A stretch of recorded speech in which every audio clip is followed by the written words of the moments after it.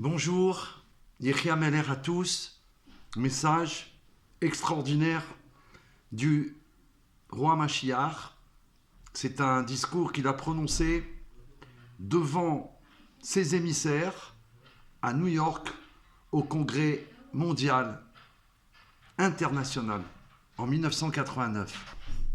Le 28 Marcheshvan 5750, qui était l'année des miracles, le 26 novembre 1989.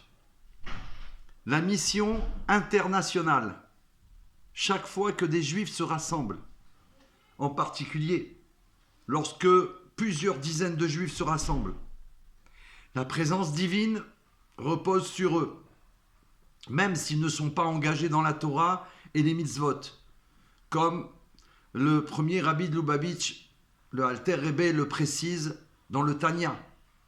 À plus forte raison, ce rassemblement pour la prière intègre également l'étude de la Torah et les commandements de Dieu. Et un commandement que vous accomplirez tous dans le monde entier.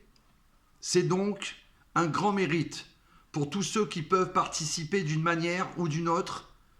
Et plus la participation est grande, plus le mérite est grand. Je comprends aussi, dit le Rabbi, que l'occasion qui m'est donnée de participer à la conférence internationale des Shluchim est un privilège pour moi et qu'elle m'aide aussi à réussir dans mon travail.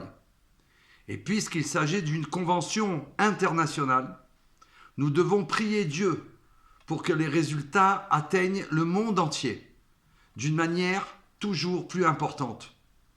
Bien qu'il soit difficile pour un seul individu d'influencer des multitudes de personnes, ici, c'est possible. Parce que chaque personne ici connaît beaucoup d'autres personnes. Et surtout, parce que vous avez l'aide de Dieu. Comment puis-je savoir que vous avez l'aide de Dieu? Parce que vous vous efforcez d'aider un ou plusieurs autres juifs et de diffuser la Torah et le judaïsme. Et à l'échelle mondiale, en incluant également les autres nations du monde, notamment en encourageant les actes de charité, de bonté, car la charité fait de ce monde un endroit plus civilisé. De nombreuses sources du droit juif expliquent que la charité fait partie des 7 lois de Noachid, car elle est un élément fondamental de l'objectif de ces lois, qui est de faire de ce monde un endroit civilisé. Que la charité soit ou non considérée comme l'un des 7 catégories de la loi Noachid, dite de Noé, elle constitue un élément essentiel de l'obligation fondamentale qui incombe à chacun de faire de ce monde un monde civilisé. Nous pouvons certainement apporter notre aide, mais le travail réel de civilisation du monde de manière permanente doit être réalisé par les nations non juives elles-mêmes. Vous avez, dit le Rabbi Roi Mashiach, la responsabilité de faire de ce monde un endroit civilisé où il fait bon vivre.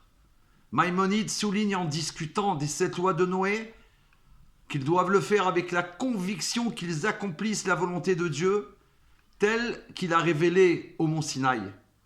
Lorsque Dieu a donné tous ses commandements au peuple juif, il a également donné les 7 lois de Noé à toutes les nations du monde. Ainsi, lorsque nous parlons de la mission de l'homme donnée par Dieu, chaque âme juive est envoyée dans ce monde par le ciel pour faire de ce monde une demeure pour Dieu.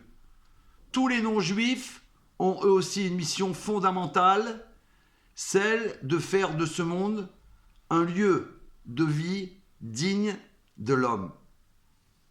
Puisse la discussion de toutes ces questions déboucher sur un plan concret et puisse chacun d'entre vous traduire facilement son plan en action, en accomplissant tous les aspects de sa mission, jusqu'à ce que nous méritions de danser lors de la rédemption véritable et complète, la Géoula, lorsque nous danserons également pour la vie éternelle. Vous aurez alors une mission supplémentaire liée à l'éternité. Nous voyons dans la nature humaine que lorsqu'une personne est consciente que son action présente l'affectera pour de nombreuses années à venir, elle y consacre un effort supplémentaire. Et si elle sait qu'elle affectera toute sa vie, elle s'y consacre encore plus. Dieu vous donne la force d'accomplir sa mission à chaque instant, à chaque heure, chaque jour, chaque mois, chaque année, et d'accomplir sa mission générale tout au long de votre vie. Et lorsque nous mériterons très bientôt, avec l'ensemble du peuple juif, la véritable et complète rédemption, nous danserons alors ensemble dans la joie jusqu'à la vie éternelle. Plus que d'actualité, puisque dans quelques semaines se déroulera le Congrès mondial international de l'année 5783, c'est-à-dire 89,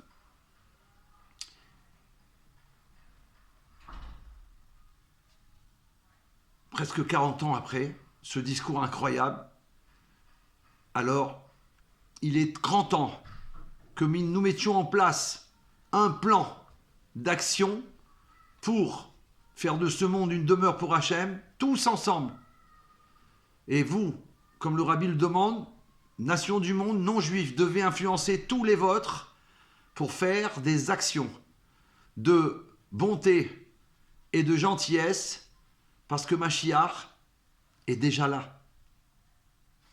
À très bientôt. Merci de partager la lumière pour déclencher la délivrance véritable et complète. À bientôt. Mashiach now.